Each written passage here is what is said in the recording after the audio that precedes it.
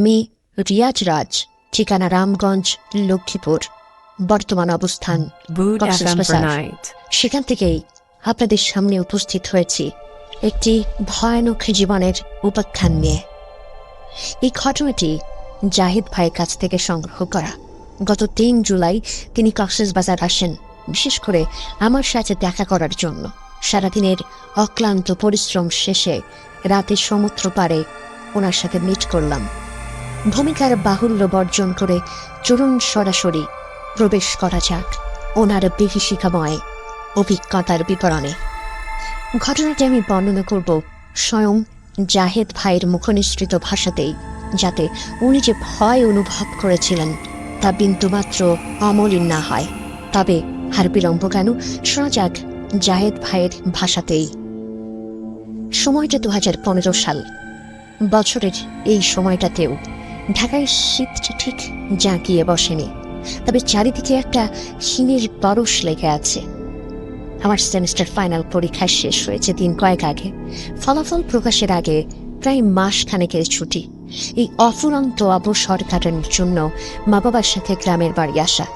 আমাদের গ্রামের বাড়ি মানেই বর্তমানে আমার কাছে দাদা দেলোয়ার মিয়ার বিশাল উঠোন, আর সেই উঠোনের কোনায় একটা গোয়াল ঘর। বছরে একবার কি দুবার আসা হয় এখানে।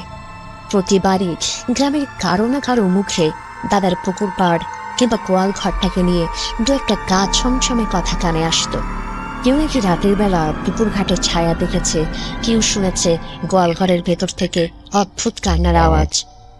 আমি শহুরে ছেলে, এসব অলৌকিক গালগপ্পকে বরাবরই ফোঁ দিয়ে উড়িয়ে দিয়েছি।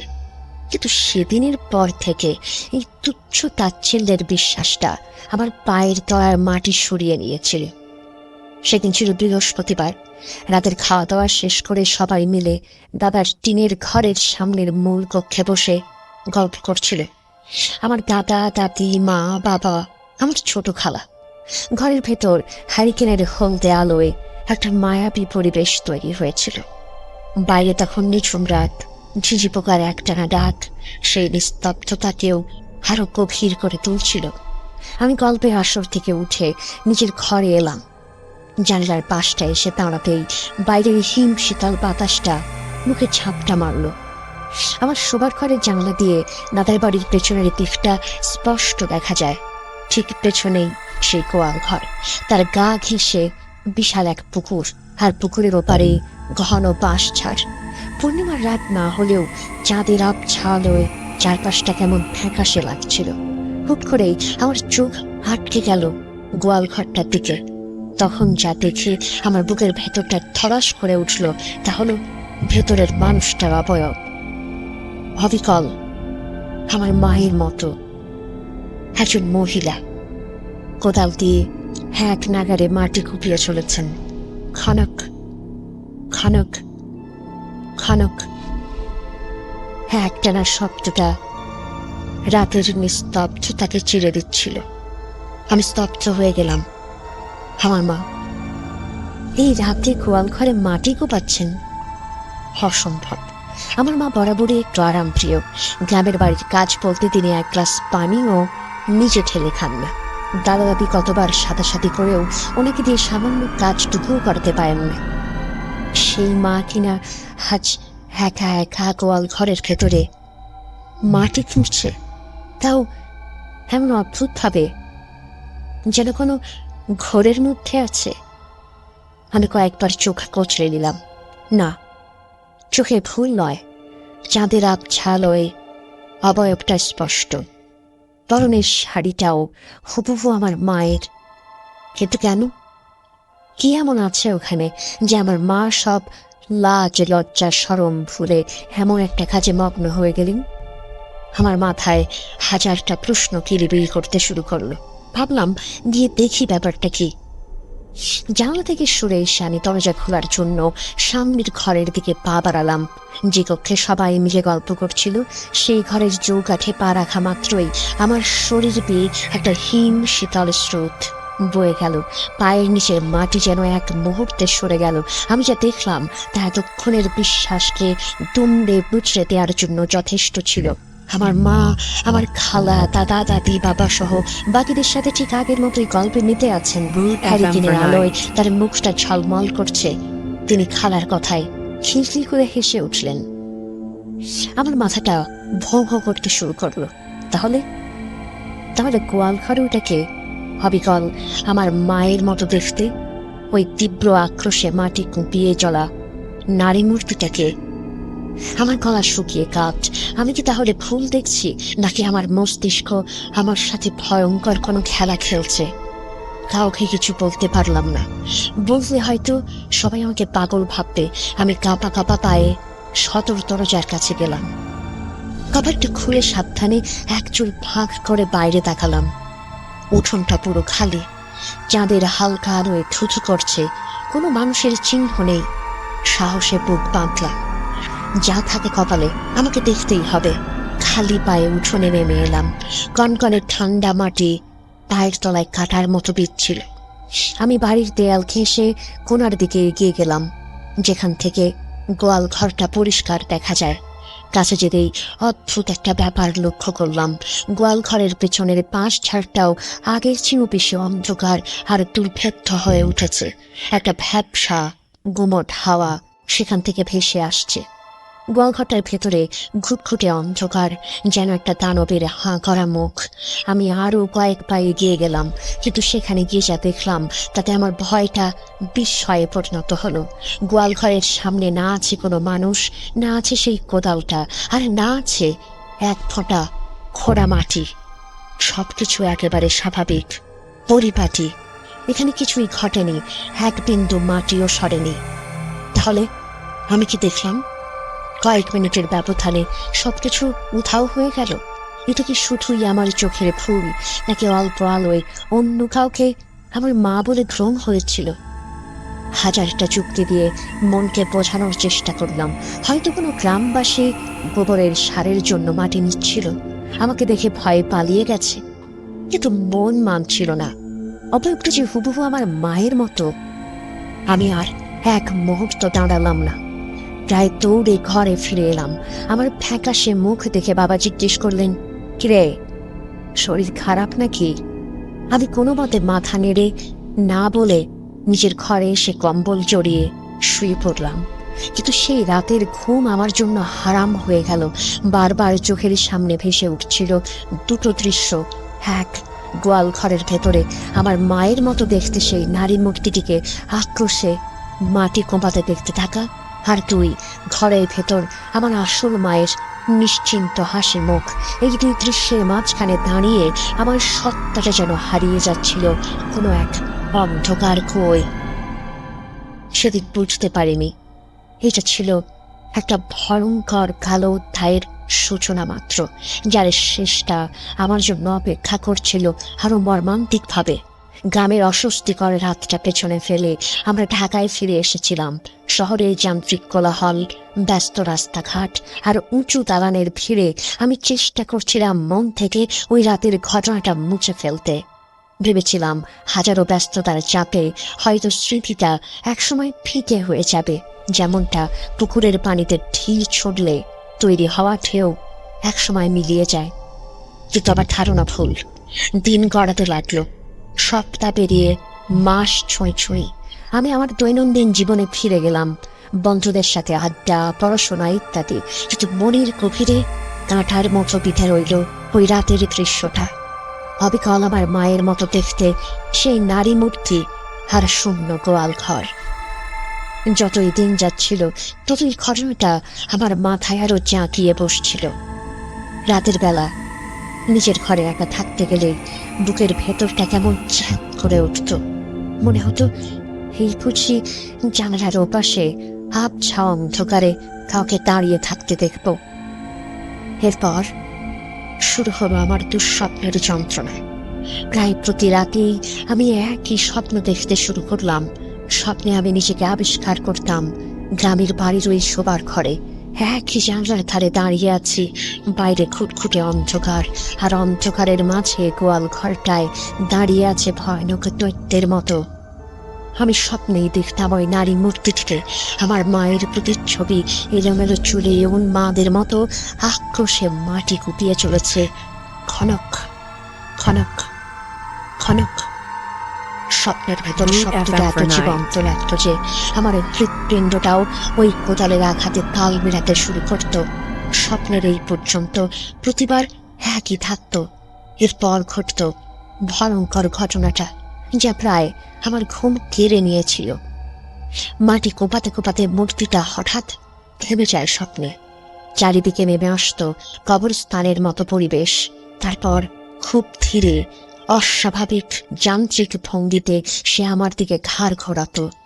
তার মুখটা থাকত কুয়াশার মতো অস্পষ্ট, মানে কোন চেহারা বোঝা যেত না, কিন্তু মুখমণ্ডলের জায়গায় স্পষ্ট দেখতাম দুটো চোখ, হলদে আভার দুটো চোখ, যা দেখতে বনের গভীরে কোনো ক্ষুধার্ত জন্তুর চোখের মতোই। চোখ দুটো স্থির হয়ে আমার দিকে তাকিয়ে থাকত। আমিও খেয়াল করতাম চাহনিটায় না ছিল কোনো রাগ, না ছিল ঘৃণা। আমি যতটুকু বুঝতাম তাতে মনে হতো প্রাণহীন শূন্যতার তীব্র ক্ষুধা চোখ দুটোকে জ্বালাচ্ছে। আর ঠিক তখনই আমার ঘুমটা ভেঙে যেত। ধর্মর করে উঠে বসতাম আমি। সারা শরীর ঘামে ভেজা, হৃৎপিণ্ডটা লাফিয়ে গলার কাছে চলে আসতো। এই বুঝি দম বন্ধ হয়ে যাবে। নিজের পরিচিত ঘরের দেয়ালগুলোকেও তখন অচেনা আর বিপজ্জনক মনে হতো। 1.5 মাস কেটে গেল এই অসহনীয় যন্ত্রণার মধ্যে। আমার স্বাস্থ্য ভাঙতে শুরু করে, চোখের নিচে কালি জমে গেল, খাবারের রুচি নেই বললেই চলে। আমার এই পরিবর্তন মা বাবার চোখ এড়ায়নি। তারা বারবার জিজ্ঞেস করতেন কি হয়েছে, কিন্তু আমি প্রতিবারই এড়িয়ে যেতাম। কি বলবো আমি তাদের, কিভাবে বোঝাবো যে তাদের আদরের ছেলে একটা অবাস্তব আতঙ্কের শিকার। শেষ রক্ষা হলো। সেদিন রাতে দুঃস্বপ্নটা ছিল আগের চেয়েও ভয়াবহ। স্বপ্নে সেই জ্বলন্ত চোখ দুটো দেখার পর আমি বিকট একটা চিৎকার দিয়ে জেগে উঠি। আমার চিৎকারে মা বাবা ছুটে আমার ঘরে আসেন। লাইট জ্বালিয়ে তারা আমার অবস্থা থেকে শিউরে ওঠেন। আমি তখন থরথর করে কাঁপছি আর হাঁপাচ্ছি। বাবা আমাকে ধরে ঝাঁকাতে ঝাঁকাতে বললেন, কি হয়েছে জাহিদ, বাবা বল আমাদের। আমি আর নিজেকে সামনে রাখতে পারলাম না, কান্নায় ভেঙে পড়লাম।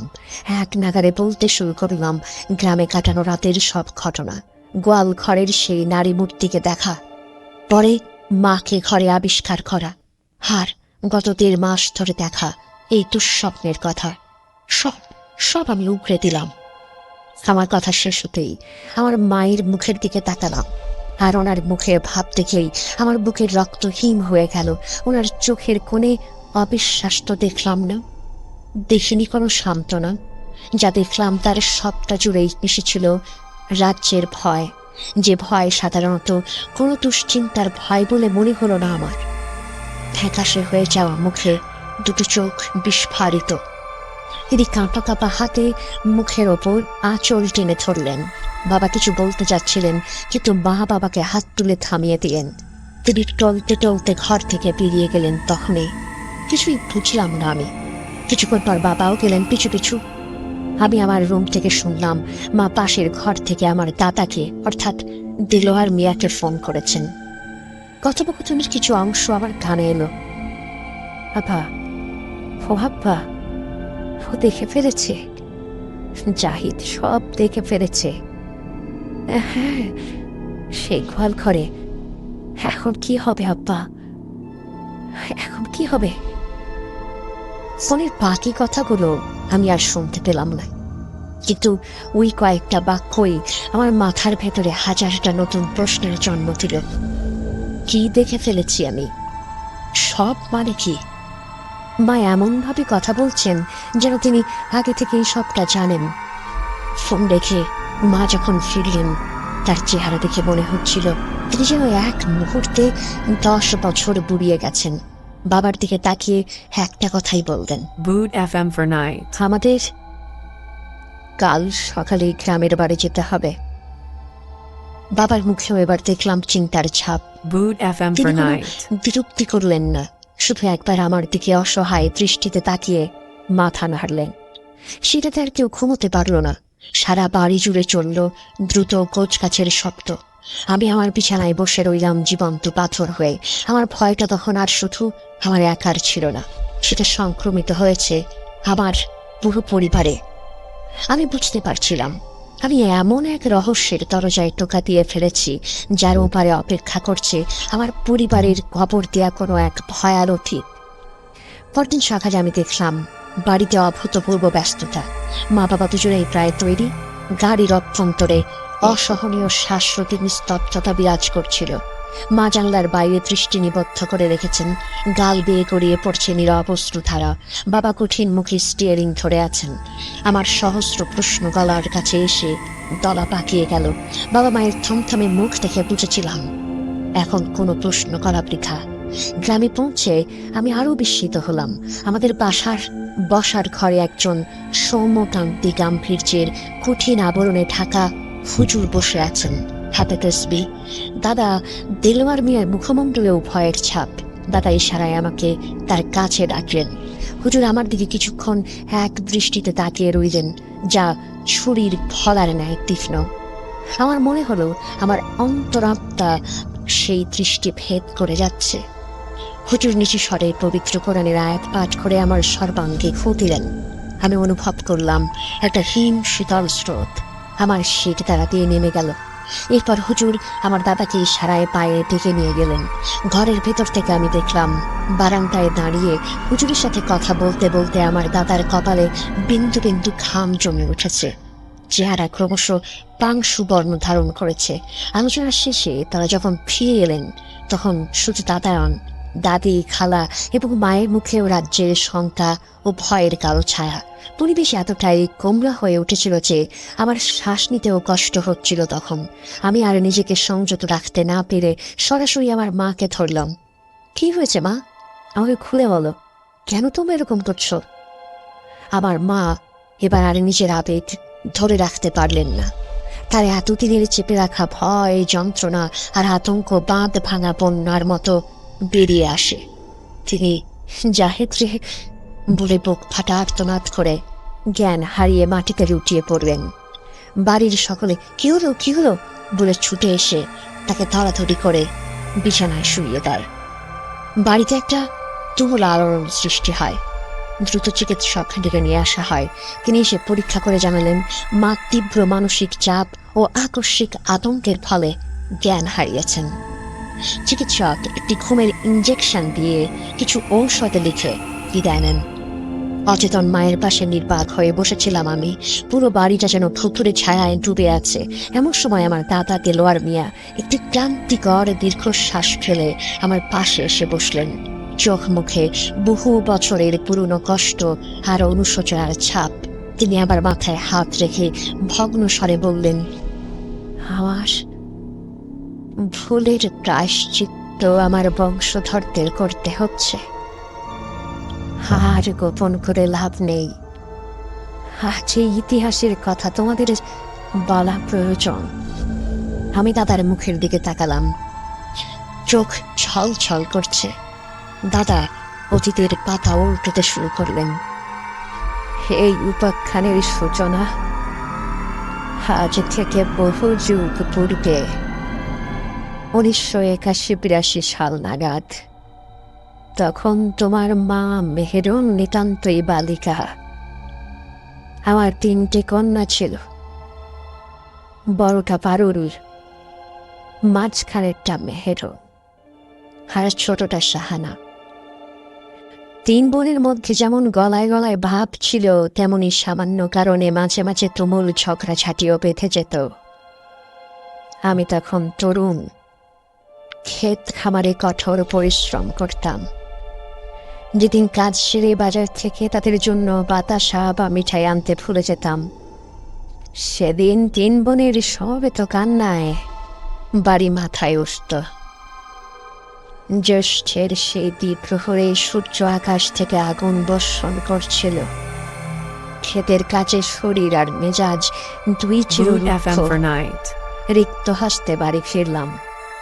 আমাকে দেখা মাত্রই 3 কন্যা তাদের নিত্য নৈমিত্তিক কান্নার আসর জমিয়ে দিল।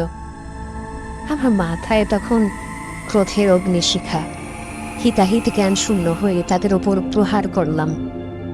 পিতার এমন রুদ্র মুক্তি দ্বারা পূর্বে কখনো দেখেনি। মার খেয়ে যে যেদিকে পারল ছুটে পালালো। সন্ধ্যা নামার পূর্বে মেহেরুন আর শাহানা ভয়ে ভয়ে ফিরে এলো, কিন্তু বড় কন্যাটি ফিরিল না। আমার বড় মেয়ে পারুল আর ফিরল না। আমি দাদার মুখমণ্ডল অনুসরণ করে শুনে যাচ্ছিলাম সম্পূর্ণ ঘটনা। নেতা বলে চললেন, পারুলকে খুঁজে বের করার জন্য সমগ্র গ্রামবাসী ভেঙে পড়ল। হ্যারিকেন হাতে নিয়ে সকলে পারুল পারুল বলে চিৎকার করতে করতে বন, বাদার, পুকুর পাড় সর্বত্র তন্ন তন্ন করে খুঁজল, কিন্তু মেয়েটির কোনো চিহ্ন পাওয়া গেল না। আমাদের আশঙ্কাও ঘনীভূত হলো।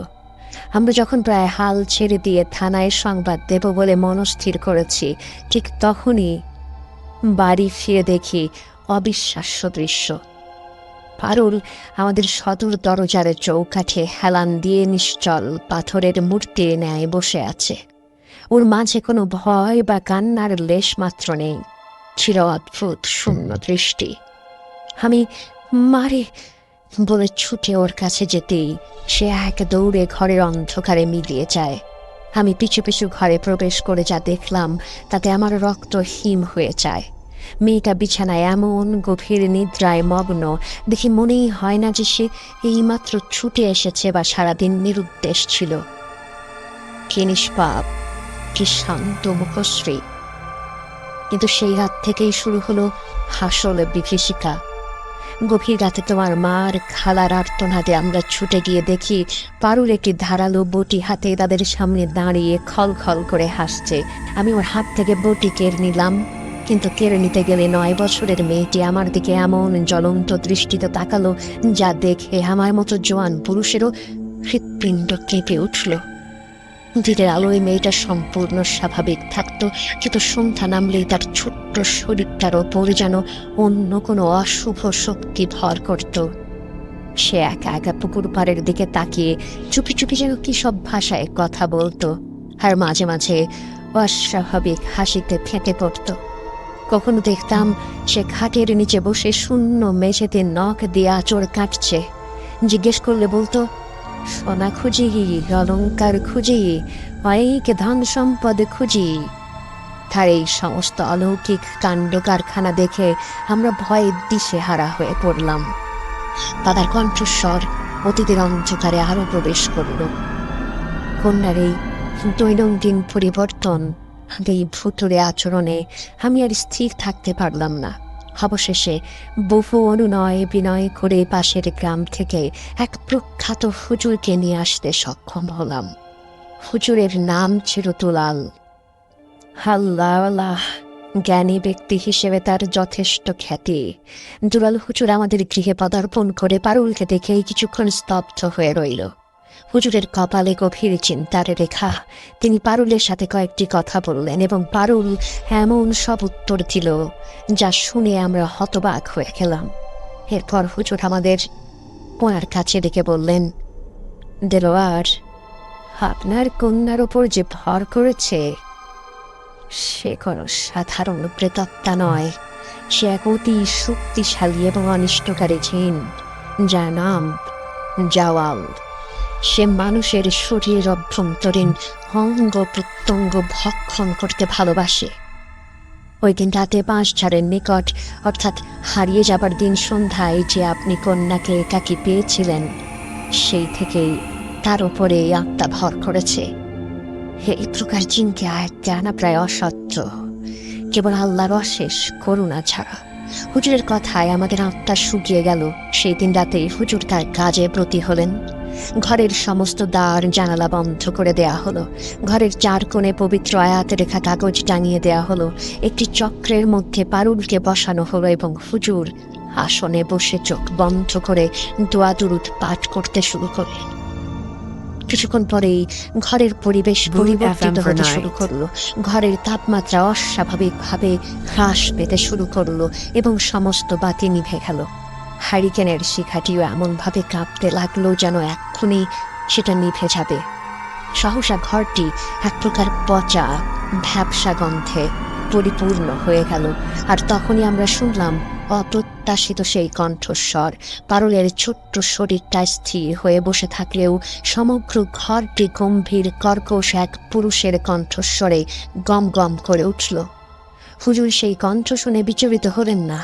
তিনি শান্ত স্বরে বললেন, তুই যেই হোস, এই নিষ্পাপ শিশুটির শরীর ত্যাগ করে চলে যা।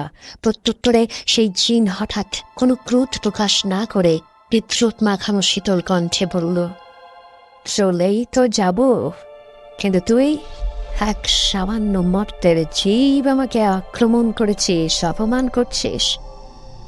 তার শাস্তি হিসেবে তোর কনিষ্ঠ পুত্রটি পানিতে ডুবে প্রাণ হারাবে। যা যা, আরো বিদ্যা সঞ্চয় করে আয়, আমি তোকে পাপী হিসেবেই দেখতে এসেছি। যিনি এই অধ্যত্তে দুলাল হুজুর ক্রুদ্ধ হলেন। তিনি হুঙ্কার দিয়ে বললেন, আল্লাহর গজবের শয়তান, আমি তোকে শেষবারের মতো সাবধান করছি, স্বেচ্ছায় এই স্থান ত্যাগ কর, নতুবা আমার এই আধ্যাত্মিক শক্তির দ্বারা তোকে চিরকালের জন্য বোতলবন্দি করে রাখবো। ফুজির কথায় জিনটি হু হু করে হেসে উঠল। সে ঘরের চাল পর্যন্ত কাঁপিয়ে দিল। হাসি থামিয়ে বলল, বেশ, করিস না হয় বন্দি, কিন্তু এই স্পর্ধার অপরাধে তোর যুবতী স্ত্রী শয্যাশায়ী হয়ে মৃত্যুবরণ করবে। হুজুর এবার প্রচণ্ড ক্রোধে ওনার চূড়ান্ত প্রক্রিয়া শুরু করতে যাবেন। ঠিক সেই মুহূর্তে পারুল এমন এক মর্মভেদী আর্তনাদ করে উঠল, যা শুনে আমার বুকের ভেতরটা দুমড়ে মুচড়ে গেল। আমার ভয়ানক পিতৃস্নেহ সেই মুহূর্তে সমস্ত যুক্তি বুদ্ধি বিসর্জন দিল। আমি পারুল বলে চিৎকার করে ছুটে গিয়ে হুজুরের দেয়া চক্রের মধ্যে প্রবেশ করে আমার কন্যাকে জড়িয়ে ধরলাম এবং দ্রুত হ্যারিকেনের আলো বাড়িয়ে দিলাম। আলো জ্বলে উঠতেই সব শান্ত হয়ে যায়। পারুল তখনই আমাকে ধাক্কা দিয়ে দৌড়ে যায়। পুকুরের দিকে থাকা দরজার সামনে দাঁড়িয়ে ঘুরে আবার আমাদের দিকে মুখ করে থাকে। পারুলের মুখে ক্রূর হাসি। সে তার নিজের শিশুসুলভ কণ্ঠেই স্পষ্ট উচ্চারণে বলল, নির্বোধ তেলাওয়ার, ওই মাথামোটা দুলালের চেয়েও বড় নির্বোধ তুই। তুই ওর কাজটা নষ্ট করে দিলি। যা, তোর এই ফুলের মাসুল দেবে সে, যে এখনো তোদের মাঝে উপস্থিত নেই। এইটুকু বলে দাদা থামলেন। চোখটা ভিজে যায় এর পরমার পানিতে। দার স্বরটা কান্নায় রুদ্ধ হয়ে আসে। তিনি ভগ্ন কণ্ঠে বললেন, আমরা তখন ভেবেছিলাম জাওয়াল বুঝি পারুলের কথাই বলছে, কারণ সেই রাতের পর থেকে মেয়েটা চোখের সামনে শুকিয়ে যেতে লাগলো। খাওয়া দাওয়া ত্যাগ করলো, দিনে রাত শূন্য দৃষ্টিতে চেয়ে থাকতো। সময়ের স্রোতে জীবনের কঙ্কালে পরিণত হয়েছিল মেয়েটি। 13 দিন পর সকালে আমার পারুল আমাদের সকলকে ছেড়ে পরলোকে চলে গেল। যেদিন আমার কন্যা দাফন হলো, ঠিক সেদিনই অপরাহ্নে সংবাদ আসে দুলাল হুজুরের 7 বছরের কনিষ্ঠ পুত্রটিও গ্রামের পুকুরে ডুবে প্রাণ হারিয়েছে। জিনের প্রতিটি কথা অক্ষরে অক্ষরে ফলে যায়। কন্যার 40 অতিবাহিত হওয়ার কিছুদিন পর সন্ধ্যায় দুলাল হুজুর স্বয়ং আমাদের গৃহে এলেন। তাকে দেখে মনে হচ্ছিল তিনি ভগ্ন হৃদয়, পরাজিত মানুষ। তিনি আমার সামনে বসে একটা দীর্ঘশ্বাস ফেলে বললেন, দেলোয়ার, আমি পূর্বেই অনুমান করেছিলাম আমার প্রচেষ্টা সফল হবে না। জাওয়াল সেই শ্রেণীর জিন যাদেরকে কাফির জাদুকরেরা মানুষের ভয়ানক ক্ষতি সাধনের জন্য অর্থাৎ কুফরি কালামের কাজে ব্যবহার করে। এর শক্তি আমার সাধনার চেয়ে অনেক বেশি। আমি তাকে বন্দি করার চেষ্টা করে নিজের সর্বনাশ নিজেই ডেকে এনেছি। আমার স্ত্রীও আপনার কন্যার মতোই শয্যাশায়ী হয়ে 4 দিন আগে মৃত্যুবরণ করেছে। এই বলে হুজুর বিদায় নিচ্ছিলেন, কিন্তু দরজার কাছ থেকে তিনি আবার ফিরে এসে আমার দিকে তাকিয়ে বললেন, কিন্তু দেলোয়ার, জিনের শেষ কথাটি এখনো পূর্ণ হয়নি, তবে মনে রাখবেন একদিন তা পূর্ণ হবেই। আমি ব্যাকুল হয়ে হুজুরকে প্রশ্ন করলাম, কোন কথাটি হুজুর? কার কথা বলছিল সেই শয়তান? হুজুর আমার চোখের দিকে তাকিয়ে একটা ভয়াল সত্য উচ্চারণ করলেন। জাওয়াল বলেছিল, শাস্তি পাবে সে যে তোমাদের মধ্যে এখনো উপস্থিত নেই। এই অর্থ হলো, আপনার অন্য 2 কন্যার গর্ভে যে সন্তানে জন্ম নেবে, তাদের মধ্যে যে প্রথম এই জাওয়ালকে পুনরায় দেখবে, কবর খনন করতে বুঝে নেবেন এই ভয় পুনরায় জাগ্রত হতে সেদিন। আর তার প্রথম বলি হবে সেই সন্তানের জননী, অর্থাৎ আপনার নাতিই হবে তার মায়ের ঘাতক। দাদার কথাগুলো শেষ হতেই আমার মস্তিষ্কের অভ্যন্তরে সহস্র বজ্রপাত হলো। আমি স্তব্ধ বাকরুদ্ধ হয়ে বসে রইলাম। গোয়াল ঘর, মাটির খনন, মায়ের আকৃতি সবকিছু এক নিমিষে আমার কাছে ভয়ঙ্কর সুতোয় গাঁথা হয়ে গেল। আমি বুঝতে পারলাম হুজুরের বলা সেই নাতি যে নিজের মায়ের মৃত্যুর কারণ হবে, সে আর কেউ নয়, আমি নিজেই। জাহিদ এখানে থামলো, তারপর আমার দৃষ্টিতে দৃষ্টি রেখে বলল, এর পরের কথাগুলো আমি আপনাকে বলছি রিয়াজ ভাই। পাচ্ছি শাস্তি, শাস্তি পাচ্ছি রিয়াজ ভাই, সব পাচ্ছি। আমার দাদার বলা একটি বর্ণ মিথ্যা ছিল না। সেই ঘটনার পর আমরা মাকে নিয়ে ঢাকায় ফিরছিলাম। দেশের শ্রেষ্ঠ চিকিৎসকদের শরণাপন্ন হয়েছিলাম, কিন্তু কোনো লাভ হয়নি। জাওয়াল যেন ক্ষুধার্ত নেকড়ের মতো জেগে উঠেছিল। আমার চোখের সামনে মা দিনে দিনে নিস্তেজ হয়ে গেলেন। চিকিৎসা বিজ্ঞান ওনার কোনো রোগ নির্ণয় করতে পারল না, শুধু বলতো ওনার বাঁচার ইচ্ছেটাই মরে গেছে। ঠিক মাস দুয়েকের মাথায় একটি বিষণ্ণ প্রত্যুষে মা ঘুমের মধ্যেই চিরতরে বিদায় এলেন। হ্যাঁ, আজ দেখুন আমার বাবার কি অবস্থা। স্ত্রীর মৃত্যু শোক, হার সেই ভয়ঙ্কর ঘটনার মানসিক আঘাতে তিনি জীবন্ত লাশ। স্মৃতিশক্তি লোপ পেয়েছে, কাউকে চেনেন না, কথা বলেন না। হাসপাতালের একটি ঘরের জানালার দিকে শূন্য দৃষ্টিতে তাকিয়ে থাকেন। জাওয়াল তার কথা রেখেছে। সে বলেছিল শাস্তি পাবে সে যে তখনও আসেনি। শাস্তি আমিই যাচ্ছি রিয়াজ ভাই, আমি সেই অভিশপ্ত যার লড়াতে তার জননীর মৃত্যুর কলঙ্ক লেখা আছে। আপনার লেখনীর মাধ্যমে বহু মানুষের জীবনের বিভিন্ন উপাখ্যান পাঠ করেছি, তাই আজ আমার জীবনের এই কালো অধ্যায়টিও আপনার কাছে উন্মোচিত করলাম। আমার মায়ের চিকিৎসাকালীন আলোকচিত্র এবং আমার পিতার বর্তমান অবস্থার ছবি সহ এই ঘটনার সপক্ষে বহু প্রমাণ আমি আপনাকে প্রেরণ করেছি। আমার বিনীত অনুরোধ, এই প্রমাণগুলি আপনার একান্ত অবলোকনের মধ্যে সীমাবদ্ধ থাকুক, এখনই জনসম্মুখে প্রকাশিত না হোক। আমার পরিচিত পরিমণ্ডলে আমি অনাকাঙ্ক্ষিত আলোচনার কেন্দ্রবিন্দুতে পরিণত হতে পারি। আমার সার্কেলে এই সমস্ত আধিভৌতিক বিষয়ে কেউ বিশ্বাসী নয়। ফলস্বরূপ আমি হয়তো তাদের পরিহাসের পাত্রে পরিণত হব।